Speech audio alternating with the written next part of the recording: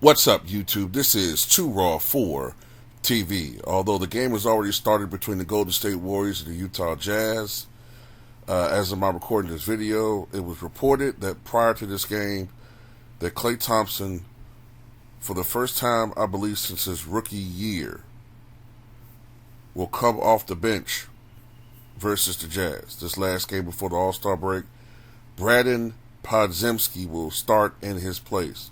It was reported a couple of days ago that Klay Thompson told media that he would be willing to come off the bench and take a lesser role at this stage of his career if it will help the team.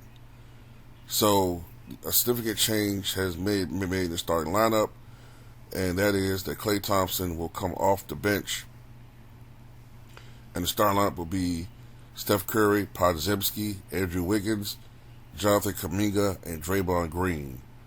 This comes after the Warriors blew a double-digit four-quarter lead against the Clippers, losing a heartbreaker 130 to 125.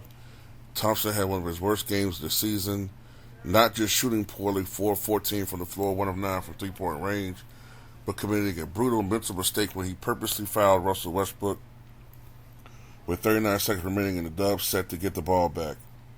Podziemski, on the other hand, had one of the best games of his young career, scoring 25 points on 9-12 shooting, while adding 7 rebounds and 8 assists.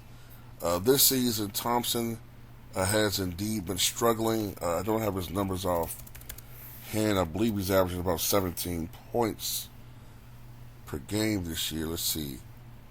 He's averaging 17 points, 3.5 rebounds, and 2.2 assists, but he's shooting only 41.5% from the floor, which is a career low for him, and only 36.8% from three-point range, which is a career low for him. And he has been struggling being as productive as he was the last 2 seasons when he was averaging 20 and 22 points per game. So,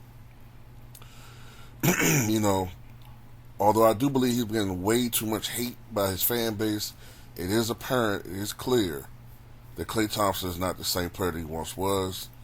So the fact that he has been willing to come off the bench, I think is a step in the right direction for this franchise. And as he has said before, he tried to emulate his game after Reggie Miller and Ray Allen, and both of those guys, once superstar players in their primes, were able to transition to becoming role players for their respective franchises, especially Ray Allen, who didn't play with one team. He transitioned from being a star to a supporting player with the Boston Celtics, and he was a role player by the time with the Miami Heat. But of course, he is known for the biggest shot he ever hit in his career came as he was a role player, Game 6 2013 NBA Finals with the Miami Heat. And of course, Reggie Miller, although we tend to think of him at his 90s best, toward the end of his career, he was a role player as other players began to assert themselves with the Pacers.